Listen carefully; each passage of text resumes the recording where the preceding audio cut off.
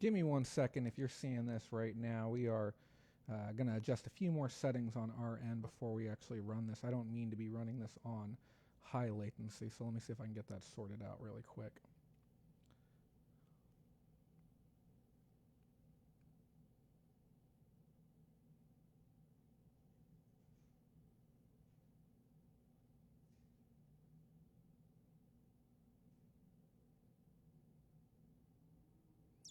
I cannot change my latency speed because we already got our stream going. So thank you so much, everyone, for taking the time to be here today. Today is day 3 of eBay Open.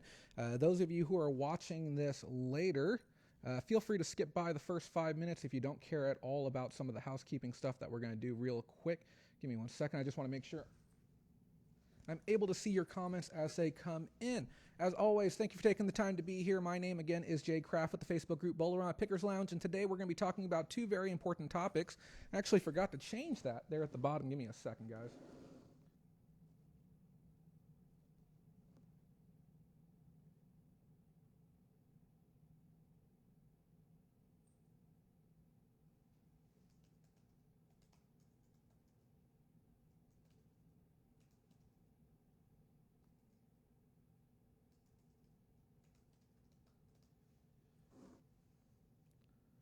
There we go. That's a little bit better, a little bit more of what we're talking about. We're talking about item visibility within eBay and within Google. Today we finally got a lot of transparency and a lot of color on these 2 topics. I felt that these were some of the most important panels to go to here at eBay Open. We are streaming to you live from beautiful Las Vegas, Nevada. So first up, we're going to talk about the visibility within eBay and what you need to do to be able to start getting your listings to show up a bit more. We've got a whole lot of information regarding things that you can start doing now to be able to make sure that your listings show up. What they've done recently is they started running tests, and this is something that we had talked about before, is what do we need to do on our end to show that the changes that we're making to our listings, changes that we're making to our stores, item specific, yada, yada, yada, are actually making applicable changes within the platform, not only on eBay, but also on Google as well. And today we got some information regarding that. They used, again, the same examples that they used during Devin Wenig's presentation on day 2 regarding an A-line dress, and they showed the value of actually implementing those product identifiers, and they were able to show a drastic increase in velocity of the items that were using product identifiers. Now, when we talk about product identifiers, we're talking about things like style, color, shape, and the product identifiers are going to change. You can't hear me? How can you not hear me?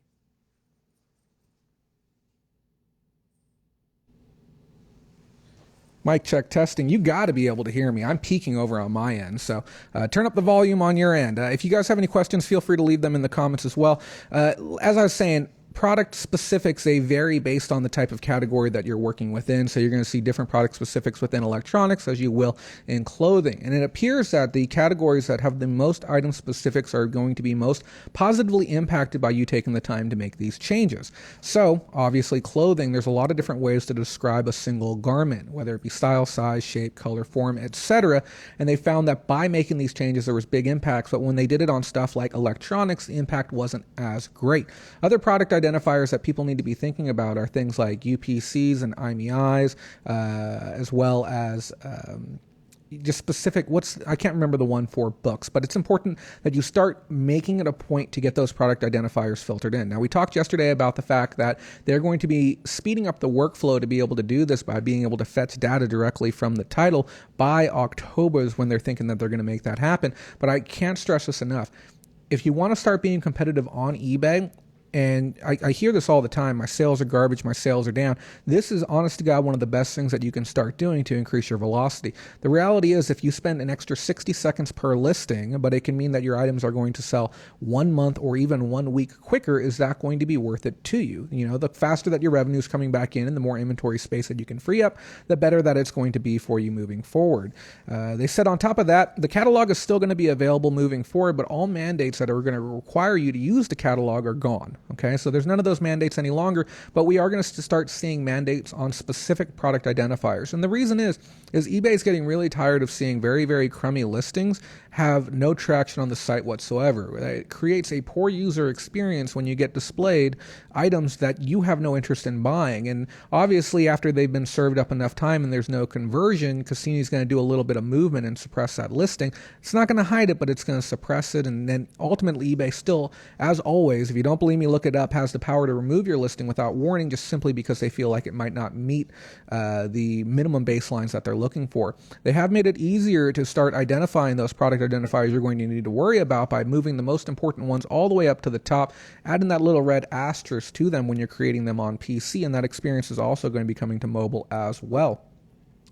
They said that they're going to start lightening up on some of these category specifics that they found have had very little to no engagement. So when we talk about UPCs are definitely important when we talk about communicating between eBay and Google, but as far as just the eBay end of experience, they've learned that GTINs don't carry much weight. And these are those universal identification numbers, similar to UPCs, but I think it's a global version of it. So they're trying to really focus in on the metrics that buyers are using to find items on eBay and put a lot of their effort into getting sellers to start utilizing those. And I've said before in the past, I didn't use them because I didn't think that they were important. Now that I've had a talk with eBay and had a talk with Google, I can see exactly why these are incredibly important to increasing your velocity. I'm frankly blown away that I've sold as much as I have without using them.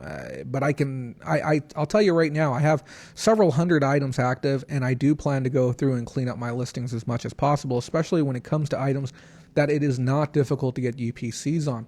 They're also going to be making strides and efforts to try and clean up the catalog as best they can. They're fully aware that there's tons of errors within the catalog, and it's something that they're working to be able to fix. The guy who's in charge of doing this process, I was fascinated to hear this. He actually spent 17 years working at Amazon, and of that time, he spent 5 years dedicated to working on their catalog. So we have a rich history of experience coming to eBay to help develop this catalog in a way that's going to be beneficial for people moving forward.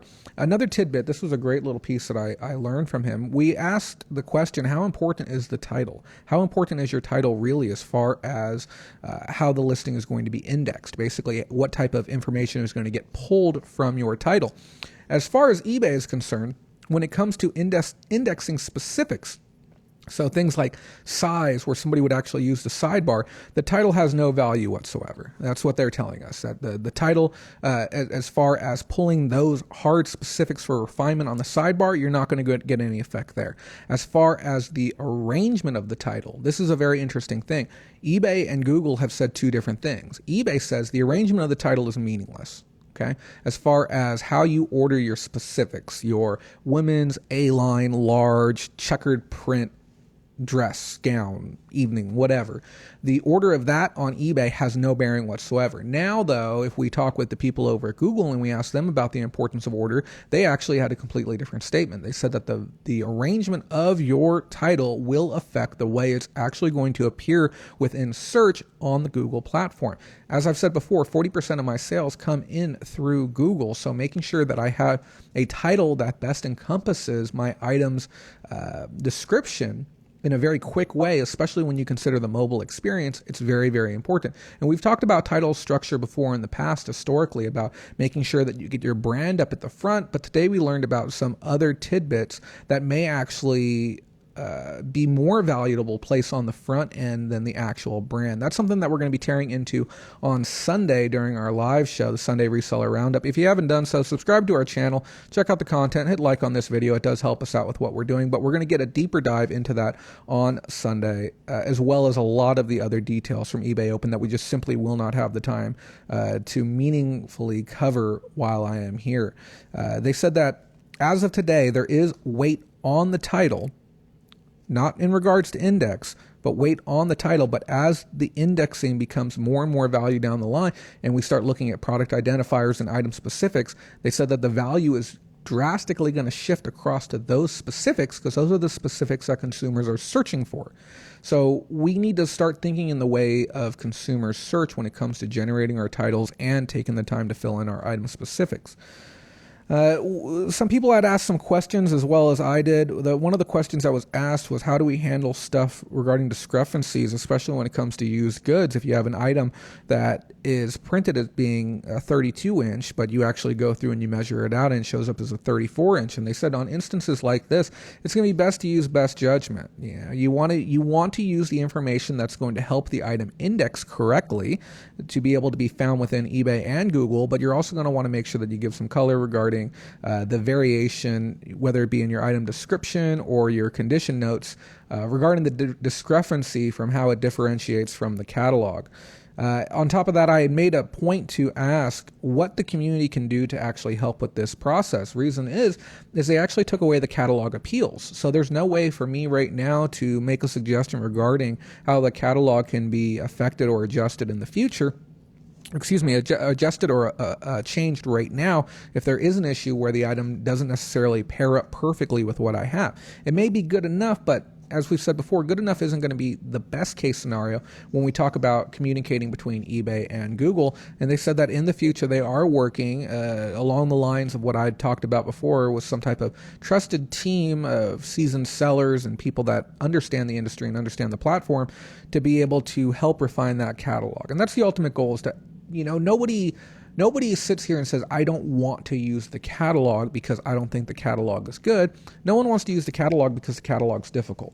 Okay, finding your specific item and making sure that it matches up and going through those specifics. If it was a 1-2 click solution where we punch in our title of our item, it pulls down the item specifics. We can manually approve those item specifics, and then it says, hey, we looked at your picture, we looked at your title, we know what your item is, here's what we think it is, do you want this catalog listing? I don't think anyone would fight that. So the whole goal is eBay is really taking giant leaps and strides to make it easier for us to be able to use things that they want us to use. And this is what I said a while ago. The pressure points haven't come from the fact that it wasn't good, which, I mean, let's be honest, there's been moments where it hasn't been good, but a lot of the pressure points have come from the fact that the flow and the ability to get those things done. Hello to everyone saying hello in the comments. I'm so happy to have you all here. We got Mindy and Donatella and Donna, and Aaron's in the house as well. Another question that was asked was regarding third-party app support when these changes start coming through, and the answer was that if you're using stuff like Octavia or just any type of client to assist you with your listing externally from eBay, as soon as the changes are available within eBay, the API functionality for third-party software is immediately going to be integrated and be available as well. So you're not going to see any downtime on that. And then I also asked for a little bit of understanding regarding why the catalog is so clunky when it comes to being able to share information between one user and another. And I gave them the example, if I list up a box of widgets today and I'm prompt for the UPC, I don't understand why I need to provide a UPC when 200 other people have listed the exact same item with the exact same catalog, and 200 other people today have had to punch in the UPC as well. And they said that, that's something that hasn't particularly been on their radar, but they're going to be looking forward. And I explained to them that the value of information sharing, especially amongst trusted sellers, is really what's going to help power this type of change through and make consumers really want to adopt it. Because if you have something that's going to make things easier and it's going to increase our sales, find me somebody who won't take that for free. It simply does not exist. And then the last thing they said too, which was, it's been a point of frustration for a lot of people. Whenever you create a listing on eBay, you are voluntarily giving up that information. So if you've taken a really nice high-res photo, let's say, of this laptop here, eBay has the rights to be able to take that photo and use it for their catalog. They also have the rights to take the item description as well. And they said that in the future, moving forward, they're going to see what they can do regarding safeguarding specific brands and specific sellers against these things, especially those who are heavily invested in creating these really great photos. Some guy at the Google event asked, unfortunately, one of the dumbest questions I've heard in a long time regarding safeguarding photos and understanding the difference between utilization of stock photos and manually made photos. He's saying some people will spend $10,000 on their gear to be able to take their photos from eBay, and I just simply said, I was thinking to myself, like, that's horribly unrealistic. Okay, at the end of the day, take quality photos, don't use stock photos, take images of photos that represent your items. And yeah, as Aaron is saying here, I asked, I'm like, what would it take to be able to get to a position where people could be appropriately compensated for the work that they're doing? And I believe there's going to be something down the line in time, but that's not something that we're probably even going to have a clear answer on by eBay Open next year. It's just there's so many other things that are more valuable to the company and more valuable to the sellers right now that I think that it's all right to step on a few toes to be able to make that happen. The next panel that I went to was the biggest and most important one of the entire event as far as I'm concerned, minus the big opening presentation where we got a lot of info on a lot of things, and that was regarding Google. It was explained to us today that on a week-by-week basis, 2.4 billion eBay ad impressions occur on Google. Okay, so a lot of you might not know, but sometimes when you go through Google Shopping, and if you haven't done this before, you punch in something that you're looking for on Google, and it's very clearly something that you're going to be trying to buy, and you'll see what they call the carousel. You'll see a wheel of items, and this is a shopping carousel, and then we also have the shopping tab off to the side. Now, this carousel includes listings from eBay. Now, some of these are organically generated, where they're actually fetching them through, and they're populating the actual carousel, and then sometimes with our promoted listings and our first-party dollars that we're spending, we'll see that those promoted listings that we're spending money on are going to show up in the carousel, and that's actually eBay bidding on our behalf to get placement within that Google carousel. So if you've never seen that before, that's part of where your money is going, is to be able to get your listings into Google Shopping. You can do it yourself if you truly want to, but going through the promoted listings is honestly the most efficient way to do it, and you're going to be getting better ad rates than you could get on your own. So what they're saying is they're getting 2.4 billion impressions on that weekly.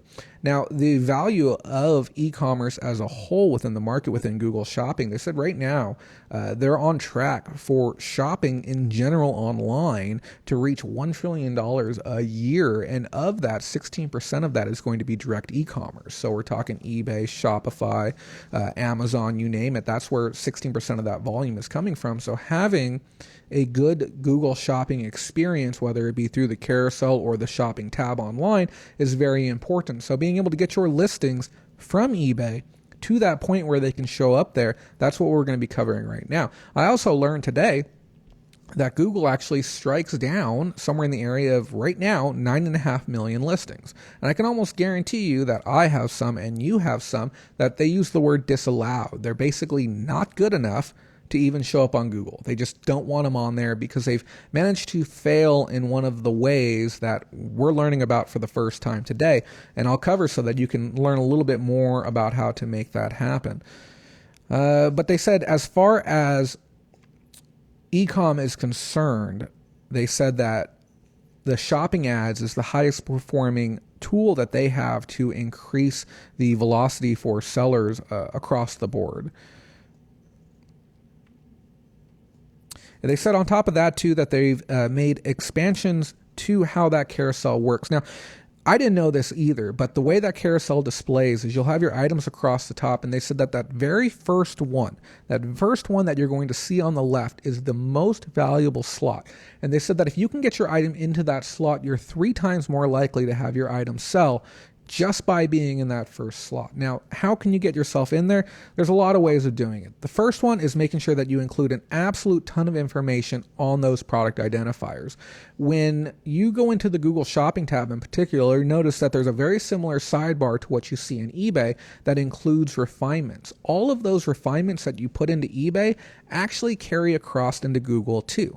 So if you don't have them in eBay, guess what? They're not going to be there in Google. And just like when you're doing any other type of searching, you're going to see that those refinements, they're going to pull you out of search in eBay the same way that they're going to pull you out in Google as well. So getting that top spot's important. And they also talked about the knowledge panel, which is an additional pop-out that can come through if you have an item that's a real high interest item like a PS4, Xbox One, where they're able to fetch information from the manufacturer's website as well. Thank you, CatCon, for the comment. She says, good job. Let me read this one here from Shazad as well. When I list a new item, I firstly look for it in Google Shopping, and when I find an eBay listing, I then use listing to list similar. I find I get more views off eBay on those listings. Yeah, there's certainly a whole bunch of ways to do it. Now, here's the thing with that. You may only be looking at title. Okay. Now, if you're not digging deep and you're not looking at the catalog entry and you're not looking into item specifics, you might only be getting half of the equation, because you can say, yes, this person has a good title and this person has a good image, but if you're not essentially cloning their listing verbatim, you're not going to see the same quality of placement within Google. Now, there are other outlying factors that are going to affect search too, especially when you're talking about within eBay, stuff like item location, shipping speed, handling time, and stuff to that effect is really going to affect you in eBay, less so within Google, because some of those metrics just simply do not exist. Aaron says, what incentives do we have to stay with their platform? With eBay? 1,000,001. Yeah, I don't know if you caught yesterday's stream. eBay is absolutely fantastic.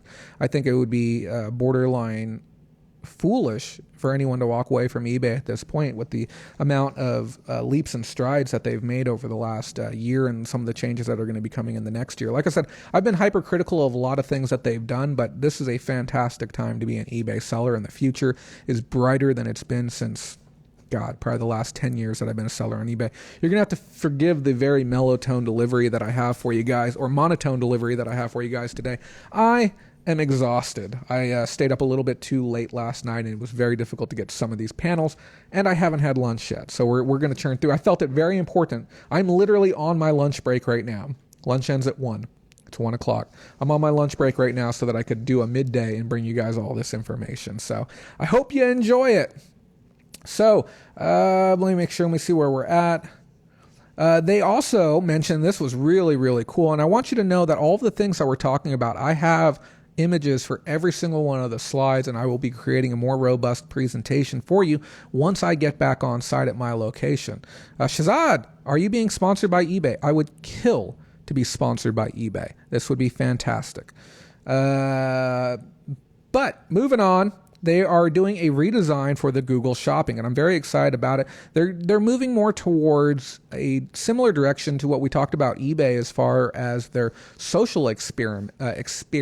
I don't know if you heard about that, but they have new tabs that they're creating for people that have interest in things such like, say, comics or stamps or different types of collectibles, where they're creating an actual feed that you can scroll through that includes stories from Polygon and Kotaku, and they feature sellers and they feature items. It's a very, very unique experience, and it's clearly targeted towards the millennial audience, but I think it's absolutely beautiful. And we're going to see more of that happening on Google as well within the Google Shopping tab. Imagine clicking on Google Shopping and being shown a showcase of items, but also getting articles and information for maybe trending fashions or what somebody wore to the last red carpet and similar designs, or outfits from some of your favorite TV shows, and being able to get really, really relevant content that not only just shows you an item, but it gets you a little bit more excited about making that buying purchase. Because that's what it is. People don't spend money because they hate it. Okay, people don't spend, I guess sometimes you might, but generally when you're doing the e-commerce shopping experience and you're going on to eBay, going on to Amazon, most people, especially millennials,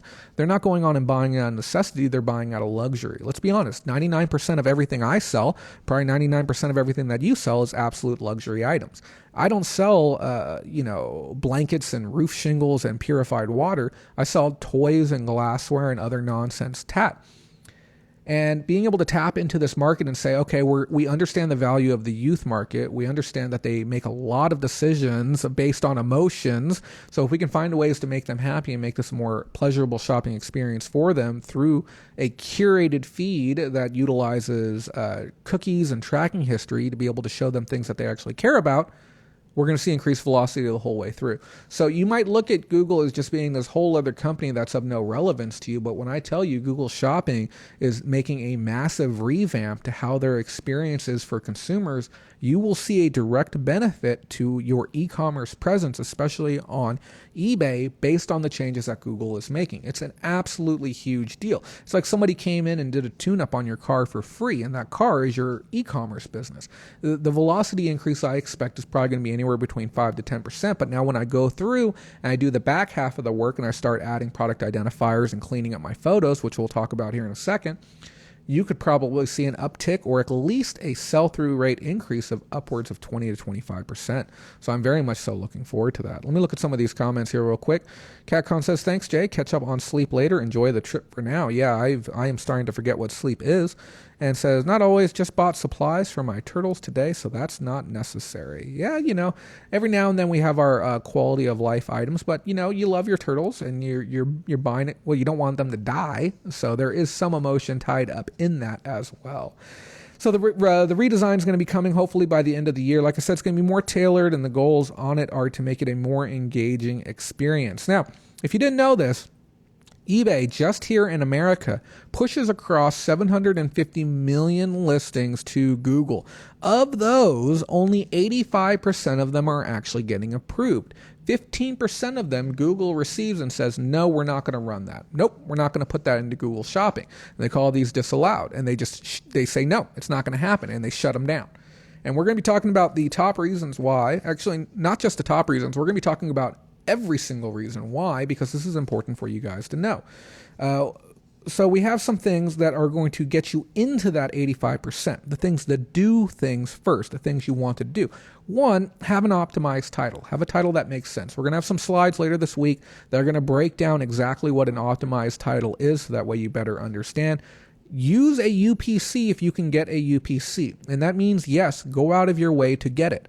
Go to the manufacturer's site. So what items require UPCs? This was a great question that someone had asked. Any item that was mass produced at any given time and distributed here, especially domestically, you are going to want to put the UPC on it. Okay, it's going to help your placement because it's going to allow you to get mingled in with other items. And if you're doing things that other sellers simply aren't doing, maybe your title is better, maybe your image quality is better, maybe you have it fit to a specific way, you're going to see increased velocity because you took the time to input a UPC. So that means sometimes you're going to have to visit the manufacturer's website. Sometimes you're going to have to cross-check your listing to try and find somebody else's listing that has a UPC. But try and get the UPC in whenever you can. I plan to go out of my way because I don't get paid to have items online. I get paid when items sell. So, we talk about, oh, I'm so angry I have to pay for promoted listings to get that competitive advantage. I'm giving you the competitive advantage right now, and all it requires is a little bit of work on your end. Hopefully not too much, but if you can sell more stuff through, why not? The other thing they also mentioned too was image, and I didn't think that there was going to be as much emphasis on image as there was. And they said, this is official from Google, we want images that have a white background or a clear background. And clear, we're talking PNG, we're talking vectors, we're talking third-party software, or even the new eBay software that pulls the background out of an image. But preferably, I've noticed that most of my listings have that white background, and I get really, really good rank within Google on a lot of my specialty items, and I think that I can attribute that for part of that 40% in velocity. So if you are using colored backers, stop doing it. Switch over to a white backer, pick up some muslin or some twill, get it stitched up and get that hung up. Stop using black backgrounds, stop using green backgrounds. Anything that can affect the overall visual appearance of the listing, you have to get rid of it. On top of that too, they're saying high res is better. They said, but their recommended one is 800 by 800 pixels. It did blow my mind though when I asked, and they said you can get all the way up to a 16 megabyte image, which is disgustingly large. I think we're talking somewhere in the area of like 6400 by 6400 pixels, which is huge. And there was some clear preference to square images. They said the minimum is 500 by 500, recommended is 800 by 800. And I had asked, could you give me some color regarding resolution, aspect ratio, and stuff to that effect? And they said, yeah. The way that search works is square images can have better placement or guaranteed a likelihood of being able to get pushed through and not be disallowed. But we're going to be getting more information on that here moving forward. On top of that, they said, show what you're actually selling. Single unit images display much better. And let's say I'm selling a bottle of water. I don't know if you can see it on screen or not. Let's say I'm selling a bottle of water. What benefit does it do to have a picture that shows 5 bottles of water if I'm only selling 1? And these type of discrepancies is something that eBay has pushed out a while ago. And they said, hey, stop doing this. I understand understand why now. It's because Google has been disallowing those listings as well. They said that when you do stuff like that, it misleads the customer, it creates a poor customer experience. It means that we're not going to be showing your stuff. We don't want to do that because it's going to be disingenuous to the item. Same thing runs true if you're running multi-variation listings. If you're somebody who sells t-shirts and you got 24 different colors available, okay, don't show an image with 24 different colored shirts. Okay, your multi-listing format should be set up to where you have your key colors ordered correctly on your listing, and then eBay will push out the individual listings to Google, and that's how it will display. So when somebody comes in from Google, they'll land on your page with the appropriate color. Do not use stupid photos on your listings, okay? This includes using stock photos. This includes using any type of photo that has any text in it whatsoever, okay? Don't watermark your photos. Don't add your business card at the bottom. Don't add any branding on top. Like, you see how we have this overlay over here? Some people are doing that to their photos.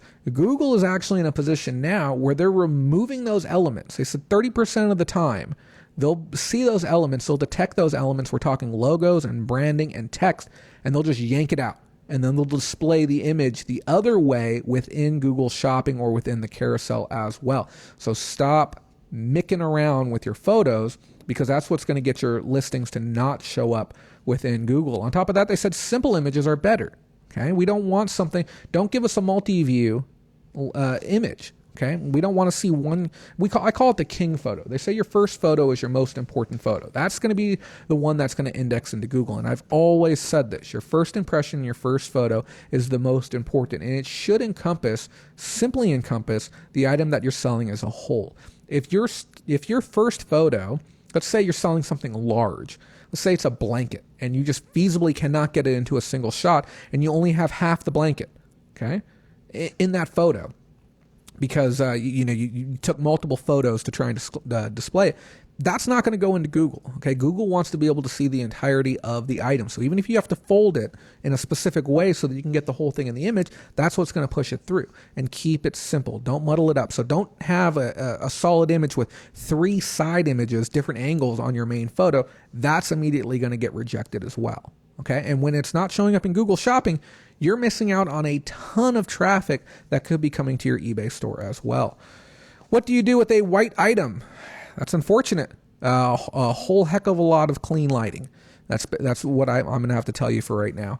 There is, with the new app that's coming out, you can have it crop it and have a black border around your item. It may not be the best looking, but I'm going to, if you want, I'll make a video showcasing how to take pictures of white items on white backgrounds. It's harder, okay?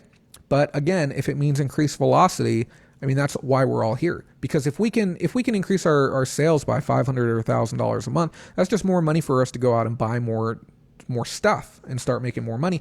And for me, if I can reduce the amount of time that I spend doing inventory management, or even reduce the number of days that I'm doing pack and ship, because I'm able to have more sales per day and just simply reduce my back and forth workload, it's totally worth it to me. They said, as of right now, 9 million items are currently rejected and not showing up.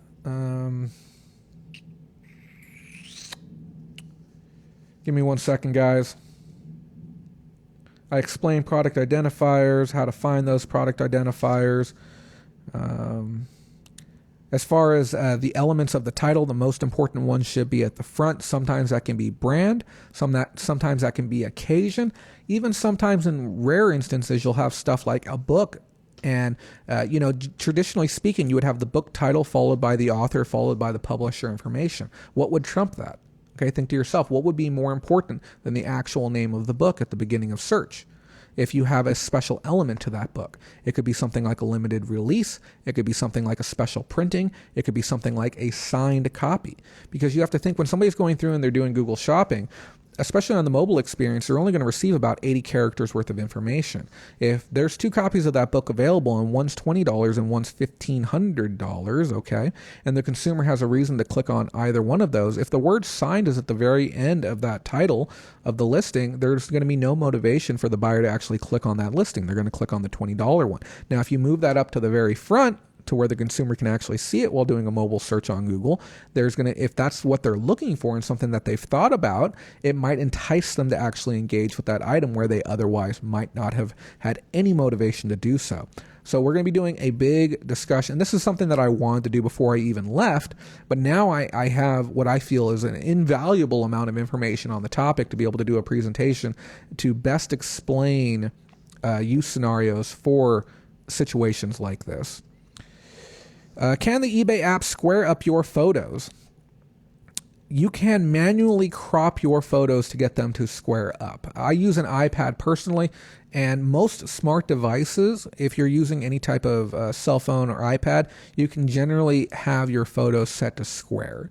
And I am going to go back and try and get a little more transparency regarding different aspect ratios. Some person took up like 7 minutes of the 15-minute Q&A telling a story about how he felt like he didn't have a fair advantage as a used laptop parts salesperson within Google search. And he felt that his stock photos should have been good enough, and it just ate up all the time. So I didn't really get to expand further on that with them. But I did receive some links and some information that I'm going to be following up to try and get better clarity as far as dimensions are concerned. But I will tell you right now, moving forward, I plan to do all of my photos square. It just seems like that's it. If Google's saying, hey, we really like 800 by 800 pixel photos, okay, cool. I'll deliver you 800 by 800 pixel photos. Not a problem. Great question, though. And if you guys have any more questions, by all means, feel free to send them in.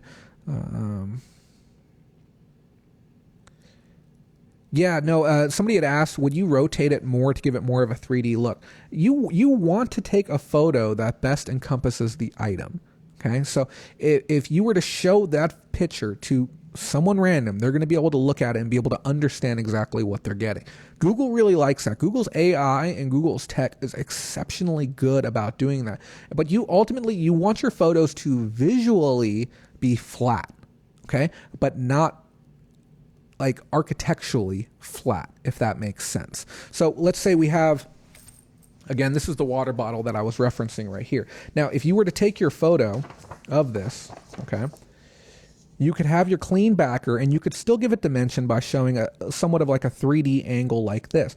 But you don't want to have something set up where there's a lot of shadow, or you have your background what could be 5 feet back and now you're starting to get a whole lot of depth. You want your photos to appear flat in nature, if you're following what I'm saying, but without losing the specific visual aids of the item. And that's one of those things too. I don't like photos that are fully background free.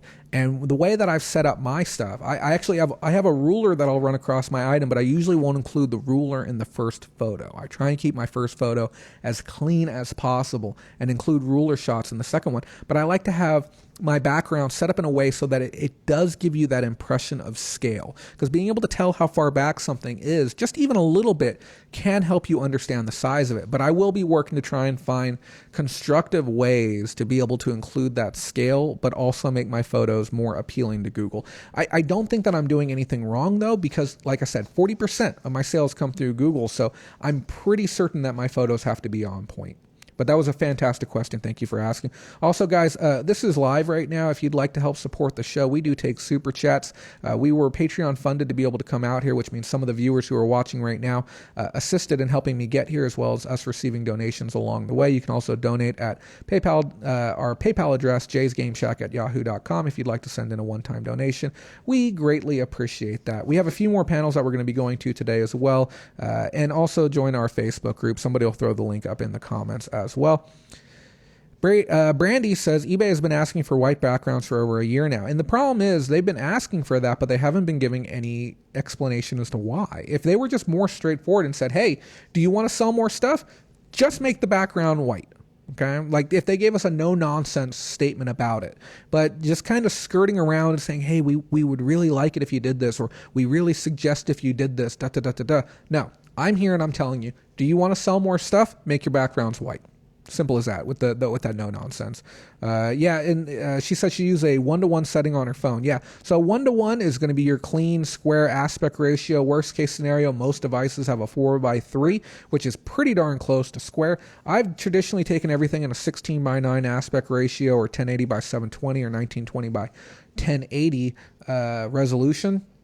That's how most of my photos have gone. I try not to make my listing too heavy as far as photo size. I understand a lot of my consumers, especially with the types of items that I sell, may not have the fastest computers out there. So having that correct balance between having a photo that looks good but not too good. This is something that I've said before. If you go to a listing that has a dozen 12 megabyte photos, you're loading 144 megabytes of data, which is insane. Okay, that's almost a third of a DVD worth of like, it's 30 minutes worth of video footage when you have photos that are that large that the listing needs to load up, opposed to having very lightweight photos that almost any computer can pull up. It helps with that conversion too, because like I said, reduce the friction points. The quicker a person can get to the item that they want, the quicker they can see it and fall in love with the item, the quicker they can get to checkout and get through checkout, the less likely they are to change their mind along the way. So making your item visually appealing and look good, and making sure that you have a title that's engaging, and making sure that you have your item specifics, these are all parts of reducing the friction process for the consumer. I can almost guarantee you, and I hate to say stuff like this because I hate it when trainers and gurus and coaches make guarantees they can't stand behind, but I'll bet my damn career on it. I can guarantee you make these changes to your accounts, you are going to see an increase in your sales. There's no doubt about it. Now that I understand the full back end of how eBay communicates their listings with Google, the fact that they're paying for bids, the fact that this type of information has been proven to show velocity increases, this is something that we need to start doing. Now, if you don't want to go back and do it to your old listings, heck, I don't blame you. Okay? Nobody wants to sit down and edit 400, 500, 1,000, 2,000, 3,000 listings. Start making the change on your listings moving forward. Not all of these things are going to be applicable until the end of the year, but wouldn't you rather be poised to be able to take advantage of all of these features as they start rolling out and as all the changes start to come your direction? It's an exceptionally powerful tool. I think that a lot of people would be willing to even pay money for it to be able to know that they're going to be getting this outside of even promoted listings. Absolutely T says, I sell a lot of antiques, and I noticed that I don't know what that is. One ST Dibs always shows up in the first 10, and now I understand why. One ST Dibs whites out their backgrounds of their photos. Okay, that must be the name of a seller. Yes, cleaning out your backgrounds. Now, like I talked about yesterday, and I have to stress this very much so, if you did not watch both of yesterday's streams, we had 2 streams yesterday. One was an hour-long presentation talking about the keynote presentation from Devin Wenig, Wendy, Omar, I believe that's Mohan, as well as a few other people. We broke down that entire thing. Go back and watch that, please. We also did a late night stream, a bit more of a casual thing where we talked about the state of the market as well as a Shine Award winner. That's a great thing to watch, especially while you're listing. Please go back and watch those. Please support the content that we're making because there's a lot of time and effort behind it. And also, side note, we are going to be doing another stream this evening. We're aiming for 6 p.m. as long as everyone shows up. No guarantees, but if nothing else, maybe my pretty face will jump back on here and talk with you about nonsense as well. But yeah, as T was saying, his competitors are getting placement, and eBay did announce that they have a new app that they're finalizing development on. It's available for beta for those of you who have iPhones who are here at the event right now. That's going to remove the background for you. There's third-party software that you can buy to do it for you as well. There's even a site you can go to if you want to manually do it, but I feel like it's not that difficult. Frankly, you can do it for $60 to get a good piece of white, clean material and 2 studio lights to be able to take these gorgeous white background photos that appear seamless. It's what I do on eBay all day, every day. It's not a difficult thing to learn, and I would recommend doing that in the time being if you want to give yourself a little bit of an advantage. But thank you for that comment. I appreciate that. Fish and Pick and Jay, let's talk about the fun stuff at eBay Open. Wine and dine any ladies?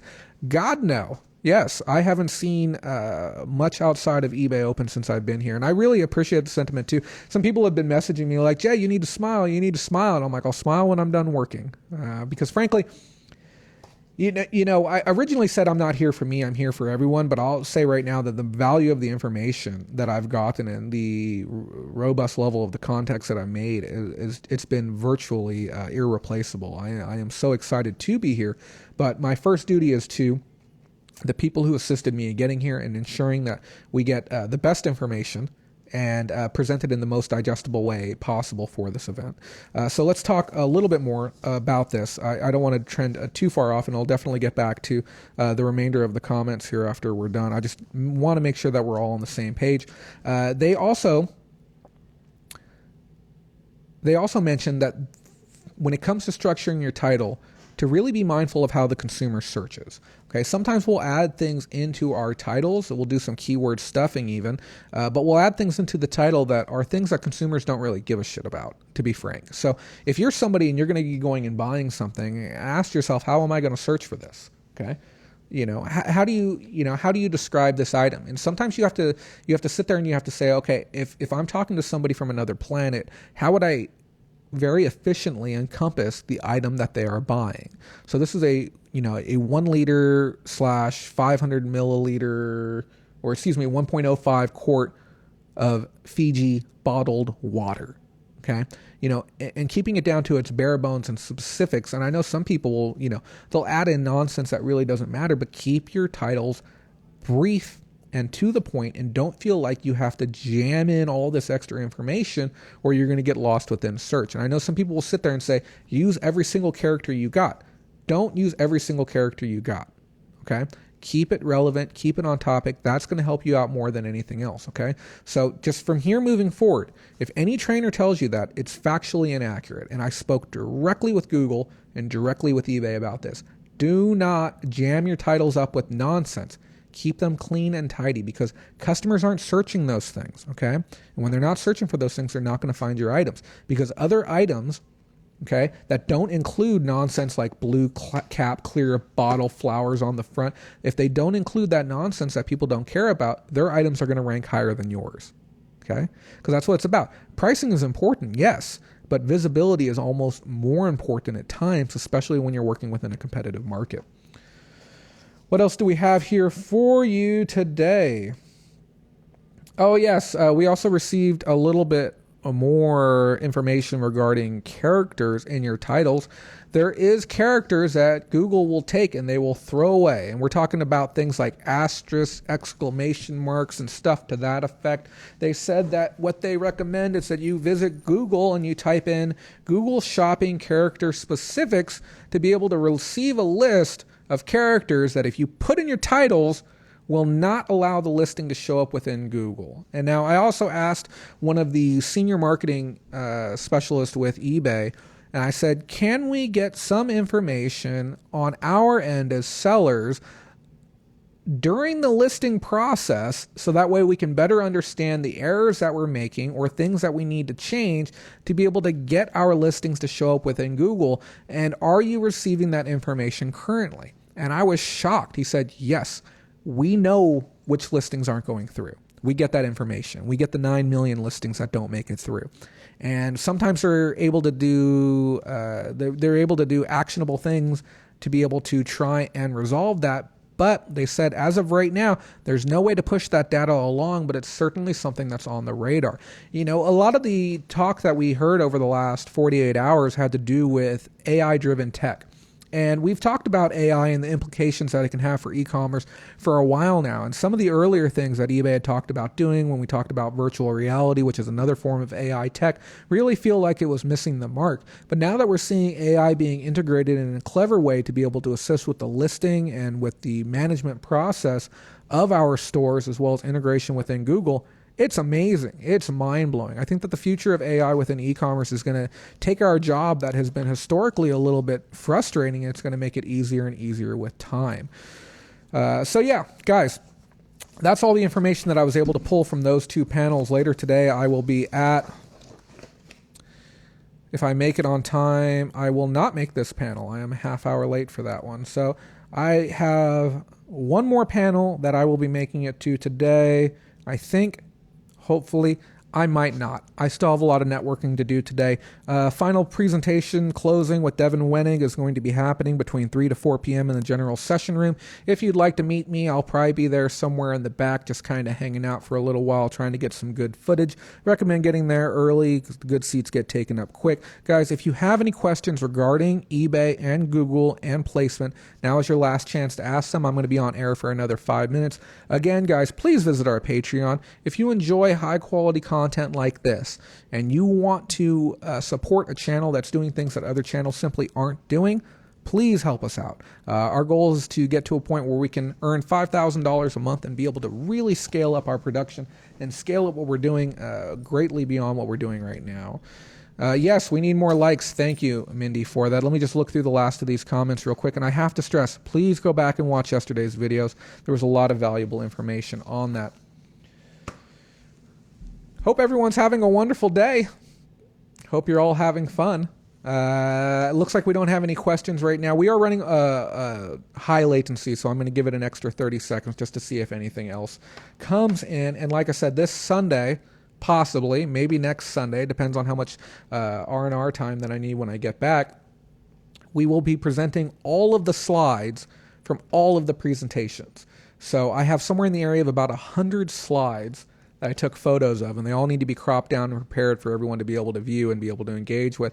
And I'll essentially be doing a retelling of the presentations that I visited while I was here. I'll be honest, I wish I could have visited more presentations. I really do. The schedule's just been completely screwed, and doing some of these midday streams in the way that I've been doing is kind of caused a little more chaos than I would have liked. But this is a great learning experience going into next year. Fish and Pickin says, Jay, when you say we, do you have a partner? Every time I say we, I'm referring to me, but I am indirectly referring to the wonderful people that make this possible, and I'm referring to Pam and Mindy, our admins, who help regulate the group. They help regulate the back page. They help regulate the comments and make sure everyone's on their best behavior. And I'm also referring to all of our lovely patrons. I think we have over 35 or 40 of them now at this point who help fund this show. Me being here, this equipment, this laptop, this wardrobe that I'm wearing right now, it was 100% funded by lovely people who value the information that I'm bringing to you, and it wouldn't be possible without you guys. So thank you to all the patrons who did make this possible. Thank you to everyone who took the time to watch this right now. If you guys have any questions, definitely follow up with me. I'll be in group chat here and there, but I am off to go get some lunch. Let me look at this question. Aaron Kluge, are there any plans to remove duplicated promoted listings and simply assign placement only? There shouldn't be duplicated promoted listings. I talked with someone yesterday regarding that, and basically what they said is that sometimes they'll go through and they'll play around with different things and they'll try different things out with promoted listings to try and find that sweet spot. So they told me that generally they'll look at slots 1, 5, and 10, or sometimes 1, 4, and 8 within search, depending on mobile or PC format, as they found that those boxes, those placements, have a tendency to increase conversion. So they understand the value of individual slot placement within search and placing those listings in a way so that they can almost increase their house edge on being able to generate revenue. But I am meeting up with the promoted listings team here shortly. I have a little meeting with them as well. So we'll see what happens with that. Again, guys, if you have any further questions, comments, visit our Facebook group. That's where you can get additional information regarding this.